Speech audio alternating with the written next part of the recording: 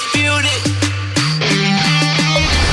Welcome to Undisputed. We are live from Los Angeles. I'm Jenny Taft here with Skip Bayless and Shannon Sharp. Good morning, guys. Good morning. Congratulations, Matthew Stafford, NFC Offensive Player of the Week. So, How you doing, Skip? what's your point? I'm just saying, I just want to congratulate Matthew Stafford. We in L.A. We are Rams fans. We're in L.A. We root Dodgers, Rams, Lakers. 10 cases right now that Tampa has a better record than the Rams. Yeah. 10 cases. Okay? No, I'll no. bet you 10 cases that Tom Brady finishes higher in MVP than Matt Stafford does. No, give me the field. Okay, You got Tom Brady. I just shut you down No, twice. you got. Give me the field. You got Tom Brady. I got the field. All I know is I would like to talk about LeBron James and the Dallas Cowboys. Go. That's all that really matters, right? Go, LeBron Yeah. likes the Cowboys, too. That's a Yeah. good sign. Okay, we're going to get to the Cowboys, I promise. But, yeah, since you mentioned those L.A. teams, Shannon, Yeah, your Lakers, we got to talk about LeBron as he will enter next season almost 3,000 points behind Kareem Abdul-Jabbar to take over as the NBA's all-time scoring leader. And when asked about LeBron coming for his seemingly unbreakable record, Kareem said, quote, "I'm excited to see it happen. I don't see records as personal accomplishments, but more as human achievements. We all win when a record is broken, and if LeBron breaks mine, I will be right there to cheer him on." So, Shannon, how important do you believe this record is to your guy LeBron? Before I answer that question, Skip, Kareem Abdul-Jabbar is one of the very few athletes that I believe that when he says something, I absolutely unequivocally believe everything that he says. Co-sign. Glad you brought that up. Yep. I just do. You want to talk about a deep thinker? He might be as deep a thinker as we've ever had in sports. He very well could be, Skip. I think it's a big deal. I think for the fact, Skip, that he's so close. This is not something that LeBron James set out to do because remember, when they talk about great scores, LeBron James is never, ever mentioned. And I can assure you when Kareem set this record, I remember when he set the record and he ended his career with all these, with this 38,000 points. If someone would have said, okay, I'm going to give you 50 guesses, who do you think break this record? I guarantee you nobody would have said LeBron James because they don't think of him as a scorer like Kobe. They don't think of him as a scorer like Jordan or like Kevin Durant or like some of the other all-time great scorers. But yet, here we are. He's, 120 games of 25 points or 18 points, 6 for 2 years. Probably would have broke it this year had he not gotten injured those 2 years. But hey, that's neither here nor there. Skip, look.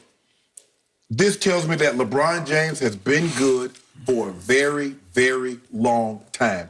And anytime you play for an extended period of time, Skip, and you play at a high level, there's a chance you're going to break this record, like Tom Brady. Tom Brady has the most touchdown passes. He played 20-plus years, played at a very high level. He's about to pass Drew Brees for passing yards, which means he played a long time, played at a very high level. So I don't think that this just goes to show you just how great and for how long LeBron James has been. Guys averaging 27 points for a career, basically the same as Kevin Durant. And so, Skip, when I look at it, he's 21 points behind Kareem. Skip, I don't really know. There's no down to this. There's no negative way you can look at this. He just started out and said, you know what? I'm going to play as hard as I can for as long as I can. And at the end of the day, we'll see what happens. I remember when I went to Baltimore, Skip, I was about, 1,400 yards behind Ozzie for all-time receiving yards. Skip, it's not something that I set out to do. I mean, the 7th-round draft pick, you're just like, man, I hope I can get me like 3 years. Hope I can get me 10 years. And next thing you know, I'm like, and I told him, I said, hey, bro, I'm this close. I might as well go in and break it while I'm on your watch. And so I think that's the way LeBron is looking at it. This is not something that, I don't even know how you can set out and say, you know what? I'm going to be the all-time lead scorer in NBA history, Skip. You just play at a high level. You get very, very fortunate that God blessed you with great ability and he blessed you with longevity. And for the most part, with the exception of the 2 of the last 3 years, Skip, you had no injuries that put you down for, say, like a Kevin Durant that missed an entire season or something like that. So for me, there's no negative. LeBron James is going to have this record, and guess what? There's nothing Skip and the other LeBron James haters can do about it. First of all, I love it how you turned a LeBron breaks Kareem's record topic into Shannon breaks a record of Ozzie. That was beautiful. No, I'm just... Skip. Will wonders never cease? No, all I'm saying is, what I'm trying to say, Skip, is that's not something that I set out to do. Is that I was very fortunate to play. It was a good, humble brag. In fact, it was great. It might have been all-time great. There you go. Yeah, way to go. Now, will wonders never cease when it comes to LeBron breaking this record? Because, just for the record, LeBron is a lousy three-point shooter, and he's a pathetic free throw shooter for a man of his stature.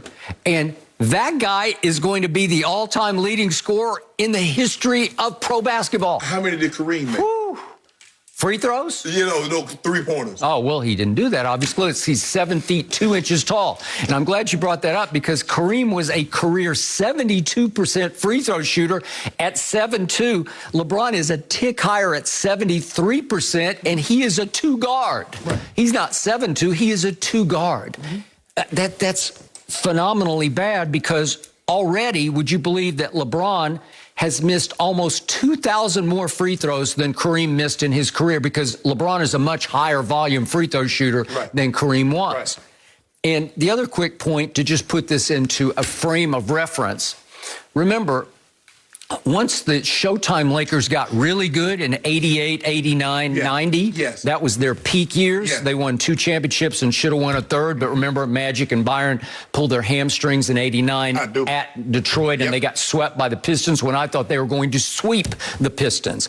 So in 87, was Kareem the leading scorer on the Showtime Lakers? No, he was the third leading scorer. Right. In 88, he was the third leading scorer. And in 89, he was the 5th leading scorer, while LeBron has never not scored the most points for every team that he's played on. Except when they won championship. AD. Okay, but that was per game. Yes. AD had a little higher per game. But because LeBron played more, LeBron scored the most points for the bubble champion Lakers. Okay? The bubble champion. I love how you It's bubblicious. It's bubblicious. It's got a big old asterisk in there. Try to add that in there. I've still got my cubic zirconia ring. I keep it, under lock and key, because it is so valuable.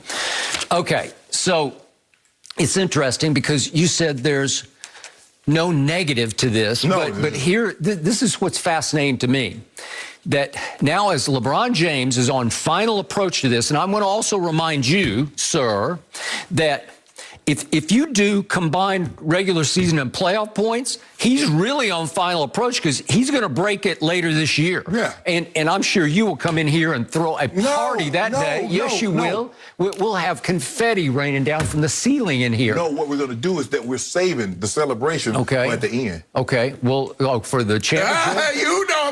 I'm glad you know what I'm talking about. Okay, I'll bet you 20 cases right now they don't win the championship. I'm just trying to be a truth teller over here. But here's the point. He's on final approach again, that's going to be a huge night when he breaks, if you combine it, because most people, you stay on just regular season. The regular season it's still a ways away. Right. It's probably going to be mid to later next year, sometime. But this one's going to happen later this coming basketball season. Correct. Okay, so the point is, now LeBron becomes a little bit at cross purposes, because you're already predicting championship.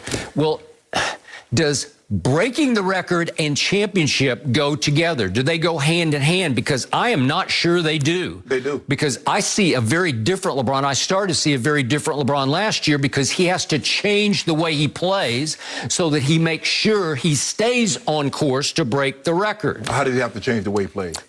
He shot a career high. He attempted a career high 6.3 three-point shots per game.